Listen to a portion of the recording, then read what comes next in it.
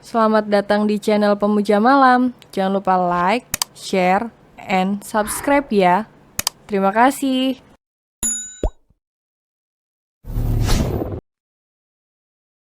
Chapter 5 akan membuat hidup kalian seperti di neraka. Leo pun melihat ke kiri dan kanannya, mencari seseorang yang dimaksud oleh pria parubaya tersebut.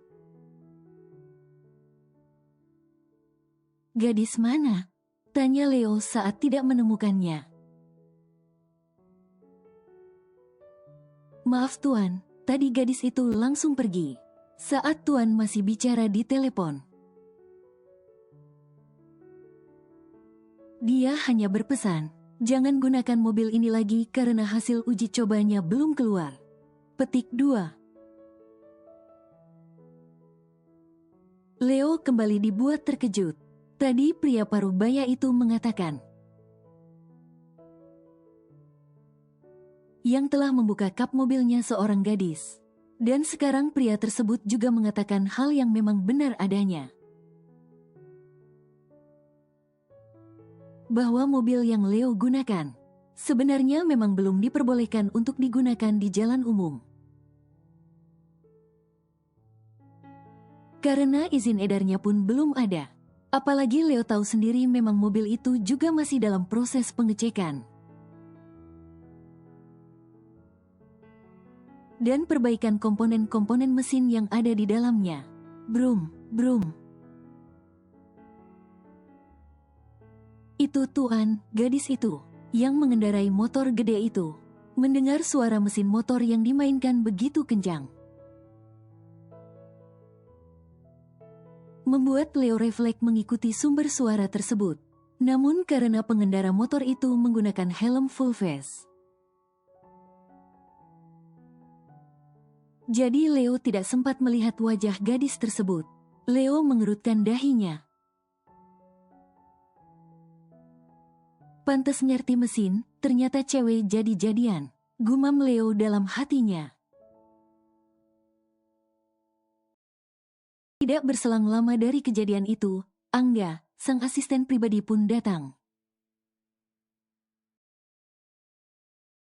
Tuan, Angga menghampiri Leo yang duduk di kursi pengemudi di mobilnya yang mogok tadi. Cek, kenapa lama sekali? Leo langsung turun lalu segera masuk ke dalam mobil yang Angga bawa. Angga pun kembali mengekor tuannya dan langsung duduk di jok pengemudi. Terlihat dari spion dalam mobil, Leo begitu lelah dan kacau. Keringatnya bercucuran membasahi seluruh wajahnya. Jasnya pun sudah terlepas. Meninggalkan kemeja berwarna putih susu dan dasi berwarna biru navy. Maaf, Tuan. Ucap Angga merasa tidak enak karena membuat tuannya itu menunggu lama. Angga segera menyeting AC mobil di suhu paling dingin. Sebenarnya bukan salah Angga, namun Leo lah yang salah. Dia tidak tahu di mana dirinya berada. Dan saat Leo mengirim lokasi pada Angga, ternyata lokasi tuannya itu sudah sangat jauh dari perusahaan. Sudahlah, ayo jalan. Balas Leo seraya memejamkan kedua matanya. Sungguh, dia sangat menyesal kenapa tadi membawa mobil itu. Padahal niat awalnya hanya ingin mencoba. Sejauh apa pegawainya sudah bekerja membuat mobil itu layak untuk digunakan. Namun yang terjadi malah dirinya yang susah sendiri. Bagaimana dengan karyawan itu? Dek, Angga kaget mendengar pertanyaan mendadak dari tuannya. Jujur saja, Angga bingung harus mengatakan apa. Dia pun tahu sampai sekarang karyawan tersebut tidak bisa dihubungi. Karena asisten pribadinya diam saja, Leo pun kembali membuka kedua matanya. Kenapa diam saja? Apa ada masalah? Tanya Leo kembali ke mode serius. Suhu tubuhnya sudah dingin. Membuatnya tak terlalu terbawa emosi seperti tadi. Begini Tuan, sebenarnya. Ada apa? Katakan saja. Leo menuntut penjelasan, dia yakin pasti ada masalah. Sebab sangat tidak mungkin asistennya itu menjadi gugup dan tidak bisa menjawab pertanyaannya.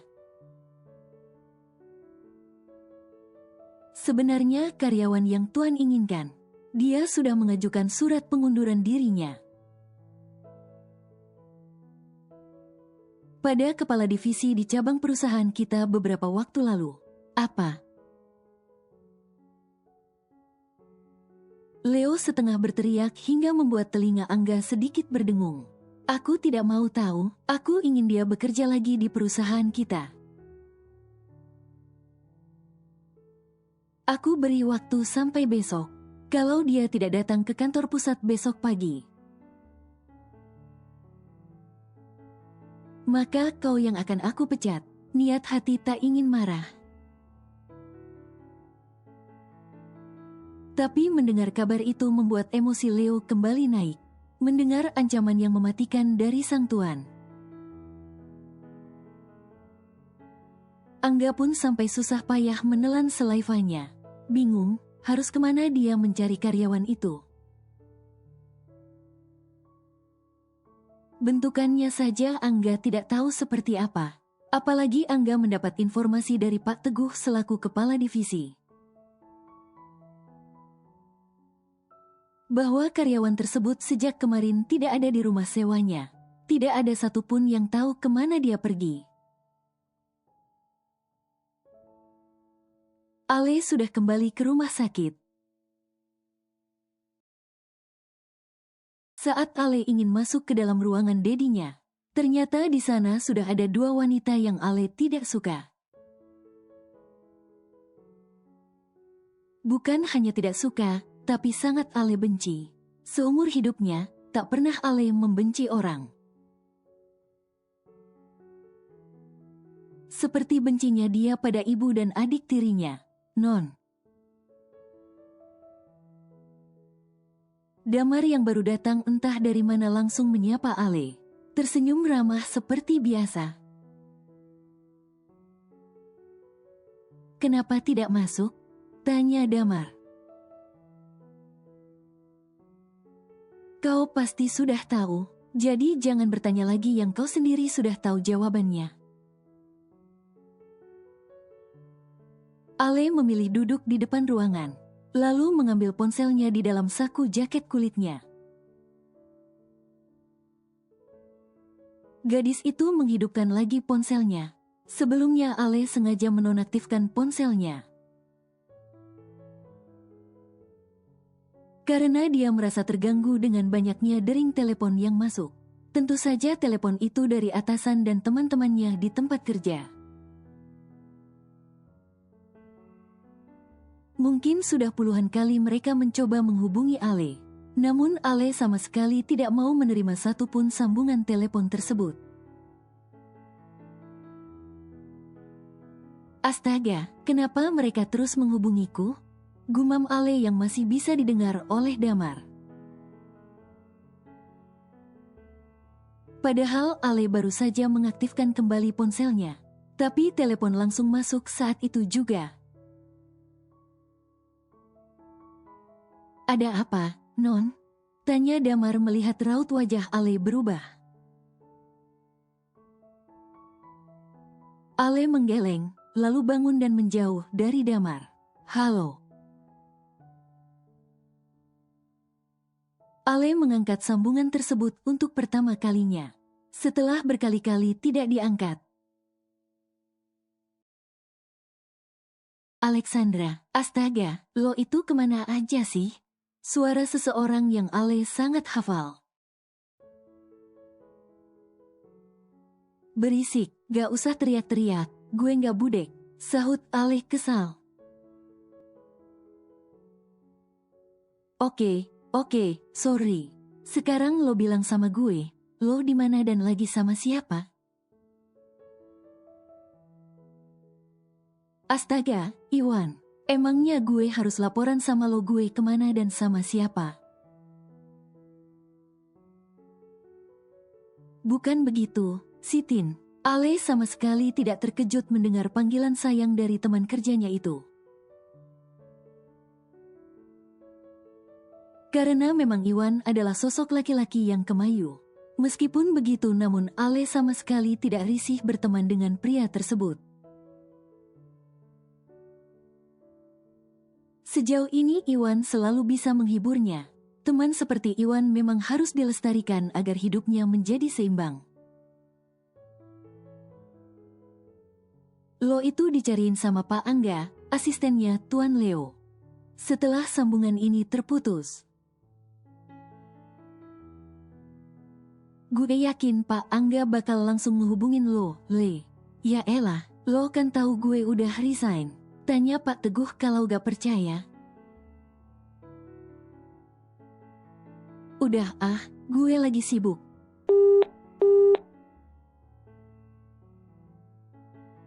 Sambungan itu pun terputus dengan Ale yang mengakhirinya secara sepihak.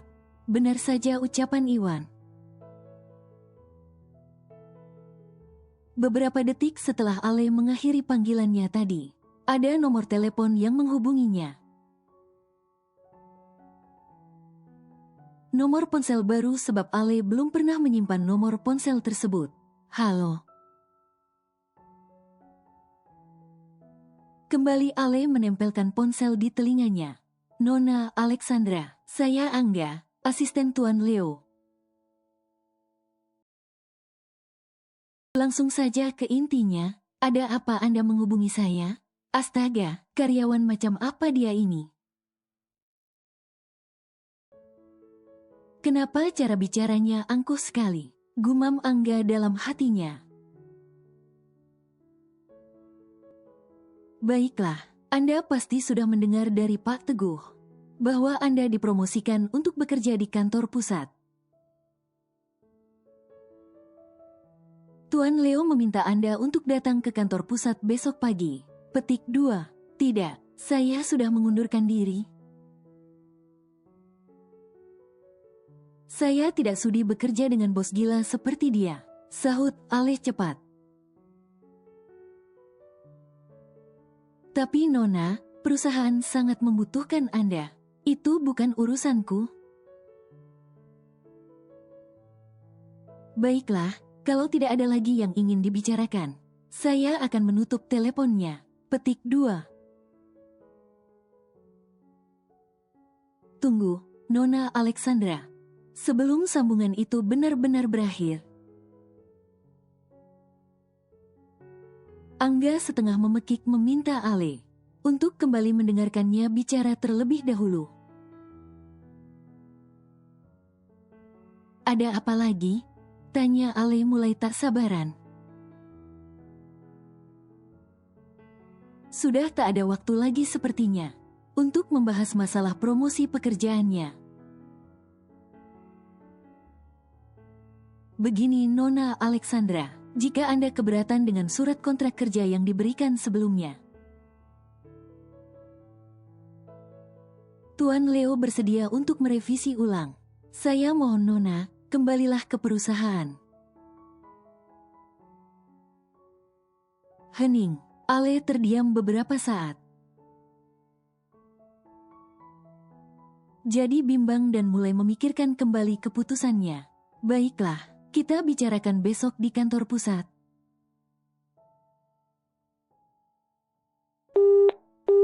Ale kembali mengakhiri sambungan itu secara sepihak.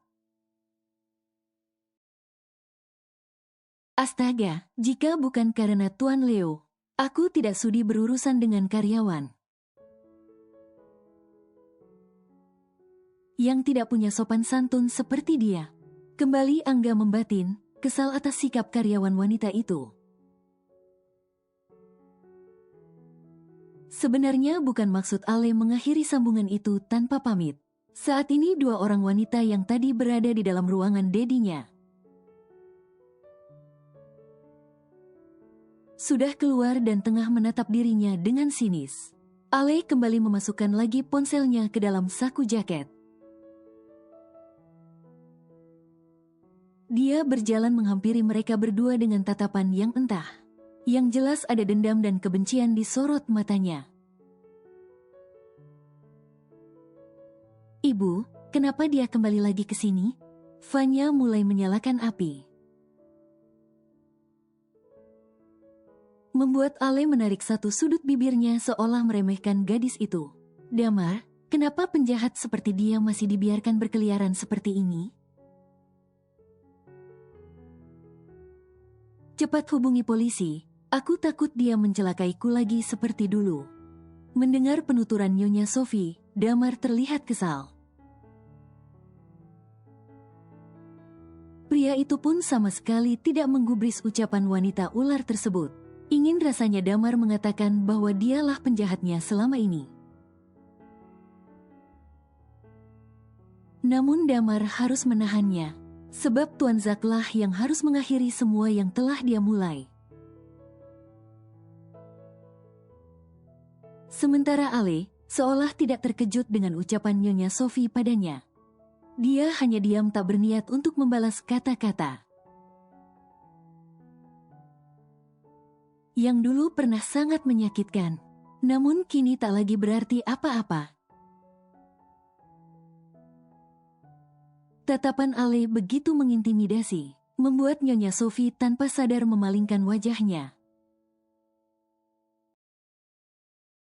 Tanpa bicara, Ale langsung masuk ke dalam ruangan dedinya, melewati kedua wanita itu begitu saja. Bahkan Ale dengan sengaja menabrak bahu Vanya, hingga tubuh Vanya yang kurus bak model internasional itu langsung oleng. Dasar anak kurang ajar, umpat Nyonya Sophie saat Ale langsung menutup pintu ruangan. Di sisi lain, ada senyum yang merekah di wajah Damar. Pria itu yakin dengan kembalinya Alexandra. Hari-harinya yang membosankan akan sedikit terhibur. Evelyn, kemarilah nak. Saat Ale sudah berada di dalam ruangan, Tuan Zack langsung memintanya mendekat. Ale pun menurut, dia duduk tepat di samping hospital bed dedinya. Bagaimana, nak?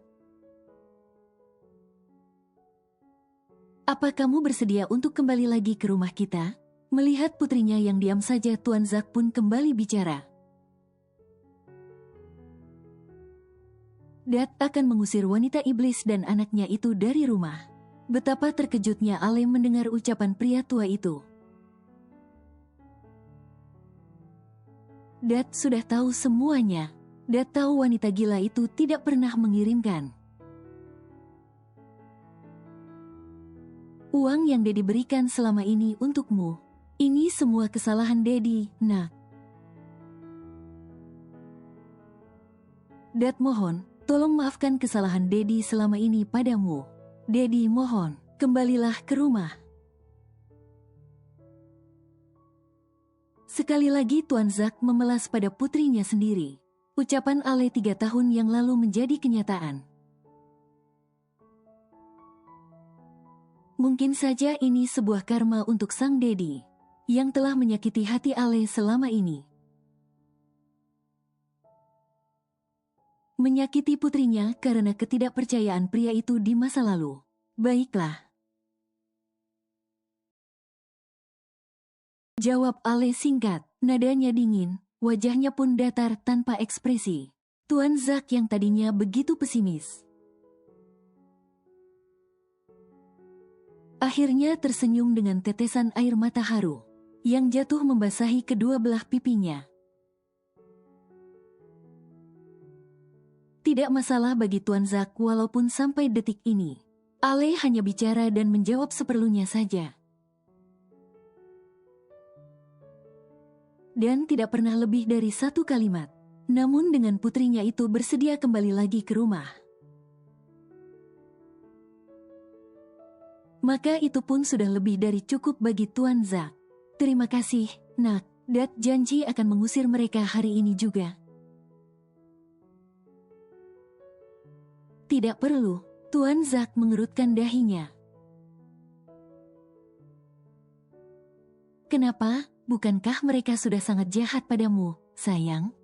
Benar, tapi aku ingin mereka yang pergi dengan sendirinya. Ale tersenyum penuh arti. Sungguh inilah yang Ale tunggu-tunggu selama lebih dari 10 tahun lamanya. Ale ingin membalas sakit hatinya pada kedua wanita gila itu. Gadis itu ingat betul. Saat datang dulu keduanya tidak membawa apapun. Dan sekarang jika mereka pergi pun tidak boleh membawa apapun juga. Aku akan membuat hidup kalian seperti di neraka, selain meminta untuk tidak mengusir Nyonya Sophie dan putrinya. Ale pun meminta lagi pada dedinya itu, untuk tidak memberitahu bahwa dia akan kembali ke rumah. Ale ingin tahu bagaimana reaksi Nyonya Sophie, jika melihat Ale kembali dan tinggal lagi di rumah itu. Baiklah, Dat akan menuruti apapun keinginan kamu. Petik 2. Setelah perbincangan hari itu. Esokan harinya Tuan Zack pun diperbolehkan untuk pulang. Tentu saja pria tua itu pulang dijemput oleh Nyonya Sophie. Wanita yang masih berstatus sebagai istri sahnya, sedang putrinya yang lain, yaitu Vanya. Gadis itu begitu sibuk menjalani karirnya sebagai seorang model, sejak kedatangan Vanya kemarin ke rumah sakit. Menurut informasi yang diberikan Nyonya Sophie pada sang suami, bahwa Vanya sudah berangkat ke luar kota untuk menjalani pemotretan di salah satu tempat wisata yang ada di kota tersebut. Sementara Alexandra, sejak kemarin memilih untuk kembali ke kota Bandung. Gadis itu akan berpamitan pada Iwan dan beberapa teman dekatnya yang lain. Sebab Ale tidak tahu kapan akan bertemu dengan mereka lagi. Selain itu juga Ale akan mengemasi barang-barangnya yang ada di rumah sewanya. Karena dia sudah memutuskan untuk kembali ke rumah dedinya lagi, setelah menginap 1 malam di rumah sewanya. Pagi ini Ale akan langsung berangkat menuju kantor pusat. Damar, sang asisten pribadi mendapat tugas dari sang tuan untuk membantu membawa barang pindahan Ale yang sebenarnya tidak terlalu banyak. Hanya 2 koper berukuran besar saja yang Ale bawa, sedang perabotan yang pernah dia beli. Sengaja dia tinggalkan dan diberikan pada Iwan dan kawan-kawannya. Anggap saja sebagai kenang-kenangan. Apa sudah semua, Nona Evelyn?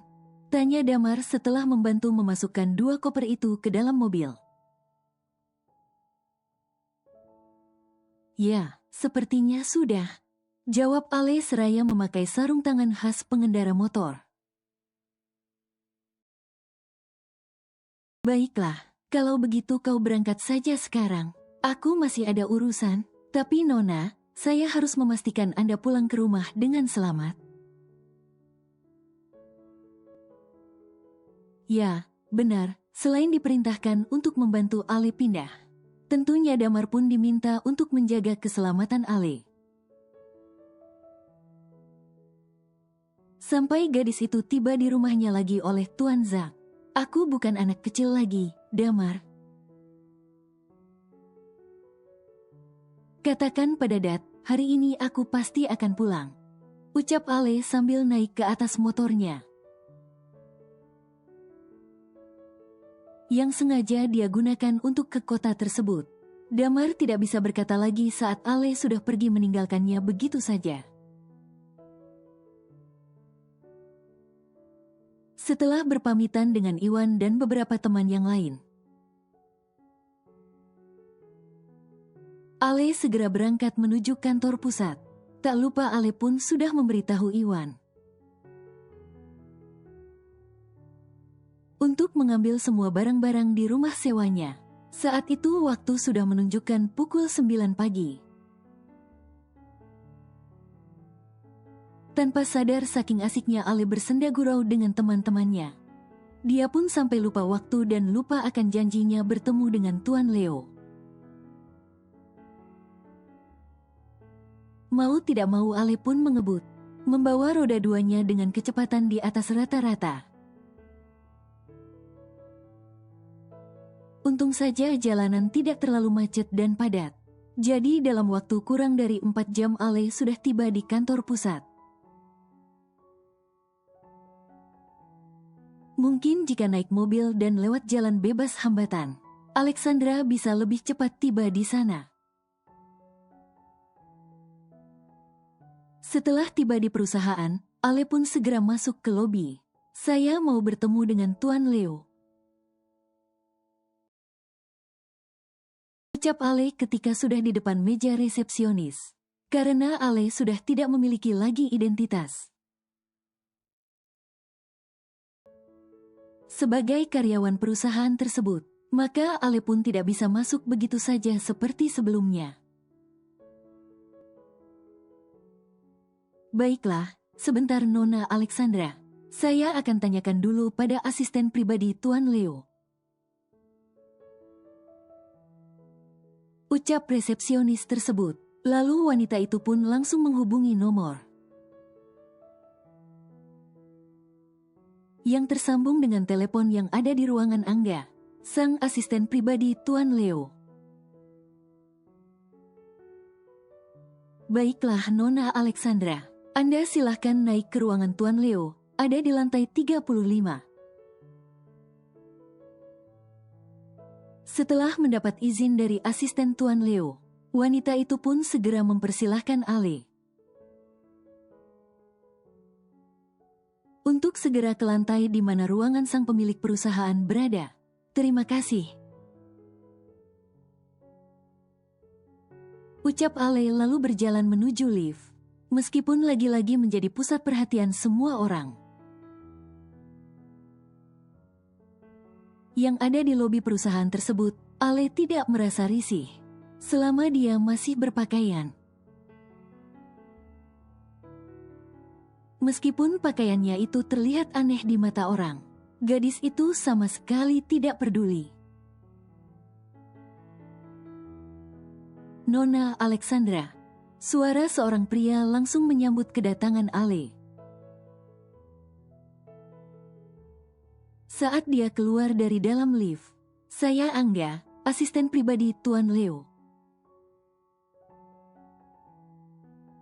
Angga langsung memperkenalkan diri saat Ale menatapnya dengan bingung.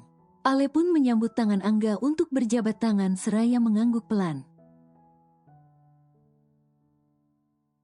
Maaf saya datang terlambat, ucap Ale namun dengan wajah datar. Tidak apa-apa Nona, Tuan Leo tahu Anda datang langsung dari kantor cabang. Jadi tentu saja Anda pasti datang terlambat hari ini. Petik 2. Ale sedikit terkejut mendengar ucapan Angga, bagaimana tidak? Dari mana Tuan Leo itu tahu bahwa dirinya langsung datang dari Bandung ke Jakarta? Oh, ayolah. Tidak mungkin kan Tuan Leo itu memiliki mata-mata untuk mengawasi Ale. Setelah keheranan yang dialami Ale, dia pun lalu mengikuti langkah kaki Angga. Dan saat ini mereka berdua sudah berada tepat di depan ruangan Tuan Leo.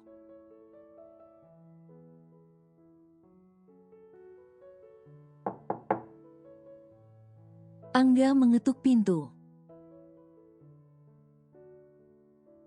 Dan sedetik kemudian langsung membuka pintu ruangan tersebut. Saat Ale dan Angga masuk, ternyata pria itu tengah menerima telepon. dengan posisi membelakangi mereka berdua. Ale hanya bisa menatap punggung lebar pria itu, tanpa melihat wajahnya sama sekali. Kesan pertama walau hanya melihat tubuh bagian belakangnya, Ale yakin pasti pria itu rajin berolahraga. Tubuhnya tinggi tegap dan meskipun memakai jas, namun otot lengannya terlihat membentuk. Saat tangannya terangkat ketika pria itu tengah berada dalam sambungan telepon. Cukup, Mom. Aku tidak mau datang ke rumah mereka, apalagi untuk meminta maaf. Karena aku tidak merasa punya salah apapun pada mereka, Angga dan Ale pun sedikit banyak mendengar percakapan tersebut. Angga sang asisten tentu saja tahu apa maksud dari perkataan tuannya barusan. Sementara Ale, gadis itu mencoba untuk menulikan pendengarannya, tak mau tahu apapun yang bukan urusannya. Pak Angga, sepertinya saya tunggu di luar saja. Jika sudah selesai, Anda bisa memanggil saya lagi. Tanpa menunggu jawaban Angga, Ale pun berbalik dan segera membuka pintu ruangan itu lagi. Tiba-tiba, tunggu. Ale berbalik ketika terdengar suara seseorang berbicara. Dek. Tiba-tiba saja sepasang netra mereka saling bertemu. Dan untuk beberapa saat keduanya pun terdiam tak bersuara. Entah apa yang mereka rasakan dan pikirkan saat ini. Namun Angga merasa seperti obat nyamuk. Seperti berada di tengah-tengah sepasang sejoli yang tengah jatuh cinta. Sebab mereka hanya diam namun nampaknya mata mereka lah yang berbicara. Suara deheman Angga yang sengaja dikeraskan. Berhasil membuat Ale dan Leo kembali pada kesadarannya lagi. Keduanya pun menjadi kikuk dan salah tingkah. Namun sedetik kemudian Ale berubah menjadi dingin dan datar seperti biasanya. Begitu pula dengan Leo yang kembali menjaga wibawanya sebagai seorang CEO perusahaan. Baiklah, silahkan duduk. Leo mempersilahkan Ale untuk duduk di salah satu sofa yang ada di ruangannya. Angga, berikan surat kontrak yang baru padanya. Lanjut Leo kini bicara pada asisten pribadinya.